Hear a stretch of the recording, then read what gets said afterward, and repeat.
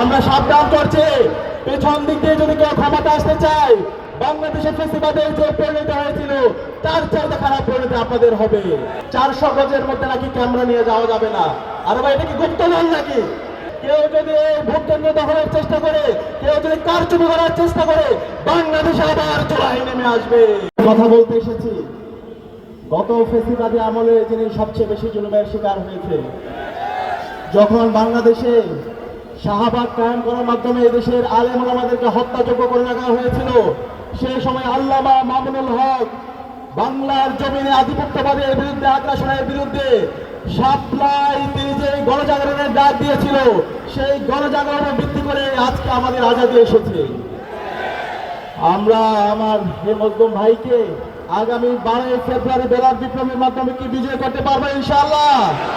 ইনশাআল্লাহ ইতিমধ্যে বাংলাদেশের তরুণ ইনসাফের পক্ষে অবস্থান নিয়েছে। 5টি ছাত্র সংসদ নির্বাচন হয়েছে। প্রতিটি ক্যাম্পাসে ইতিমধ্যে বাংলাদেশের 4 কোটি তরুণ ইনসাফের পক্ষে অবস্থান নিয়েছে।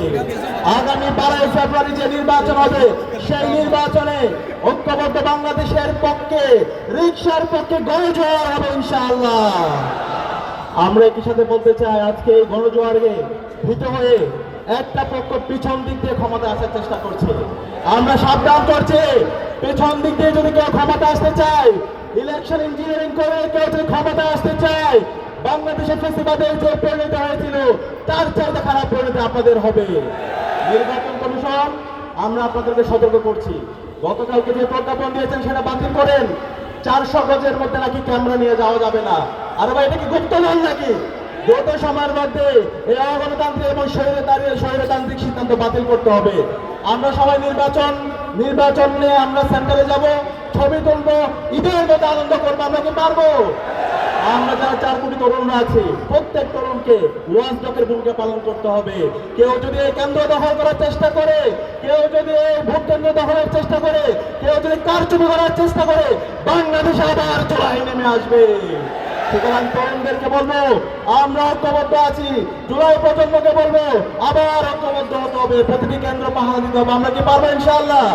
ইনশাআল্লাহ। সর্বশেষ বলবো, আমাদের আল্লামা মামুনুল হককে ব্যাপক ব্যবধানে বিজয় করতে হবে। আমরা কি পারবো? আমাদের সবার কোনো মার্কা আছে? জুলাই প্রজন্মের কোনো মার্কা আছে?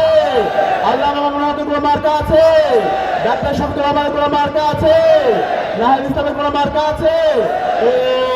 তো সেই মার্কা একসাথে 12 তারিখ সারা বেলা জিতবে। আবার সবাই সারা সিলমারো ভাই, সিলমারো 12 তারিখ সারা দিন। সর্বশেষ রিকশায় সিলমারের পাশাপাশি আমরা গণভোটে হ্যাঁ দিব। গণভোটে হ্যাঁ মানে হলো আজাদি, হ্যাঁ মানে হলো ইনসাফ, হ্যাঁ মানে হলো শহীদ উসমান হাদি হত্যার বিচার। তাহলে আমরা গণভোটে হ্যাঁ পারবো তো ইনশাআল্লাহ। দ্বিতীয় ভোট, দ্বিতীয় সিল পড়বে ইনসাফের পক্ষে, রিকশার পক্ষে, শাপলা গলির পক্ষে, গণজোয়ার এবং আমাদের দাঁড়িপাল্লার পক্ষে, ইগলের পক্ষে। আমরা পারবো তো ইনশাআল্লাহ। ইনশাআল্লাহ। ইনকিলাব জিন্দাবাদ।